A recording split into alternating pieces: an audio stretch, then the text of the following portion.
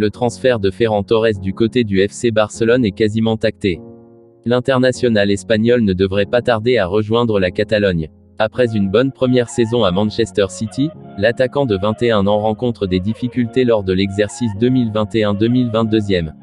L'ancien de Valence s'est blessé au pied, et n'a disputé que cette rencontre. Mais le natif de Foyos compte bien se relancer chez les Blaugrana. Le droitier a laissé échapper un indice sur son compte Instagram. Eric Garcia, son ami, a publié plusieurs clichés de la récente victoire face à Elche. Une publication sous laquelle Ferran Torres a publié une étoile et des applaudissements. Un indice qui n'a pas tardé à enflammer les supporters du FC Barcelone. Bien qu'annoncé au FC Barcelone ces derniers jours, Erling Haaland reste une potentielle recrue pour le Real Madrid. Les merengues voudraient signer Kylian Mbappé et lui et les deux génies ne seraient pas contre. En effet, selon certaines sources, la Flèche et le Cyborg rêveraient de porter le même maillot la saison prochaine, la tunique blanche de la Maison Blanche.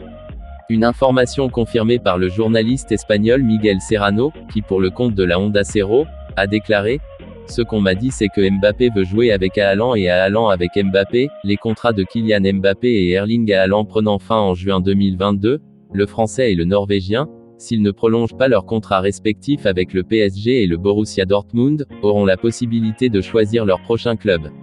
Libres, ils seraient proches de réaliser leur rêve commun en signant tous les deux au Real Madrid. Probabilité qui par Leonardo, directeur sportif du Paris Saint-Germain, n'est pas encore envisageable. Le dirigeant brésilien se battra jusqu'au bout pour conserver son champion du monde. Le Barça continue de suivre la trace d'un avant-centre de métier qui puisse remplacer Sergio Kun Agüero. De nombreux noms sont en train de fuiter ces derniers jours, Cavani, Alexis ou même Martial ont été associés au Barça, mais selon la radio, Ser Catalunya, Xavi aurait noté dans son agenda le nom de Dusan Vlahovic, qui avait été offert l'année dernière à Ronald Koeman. L'avant-centre de la Fiorentina plaît énormément au coach barcelonais en raison de son sens du jeu et du but. L'attaquant serbe affiche 17 réalisations en 19 matchs toutes compétitions confondues. Le seul inconvénient de ce recrutement est que la valeur marchande de Vlahovic, 50 millions d'euros, selon Transfermarkt, est trop élevée pour le Barça, qui en raison de sa crise financière ne peut pas se permettre de débourser une telle somme. L'affaire est à suivre, mais le Barça s'efforce d'amener dès cet hiver Cavani au Camp Nou.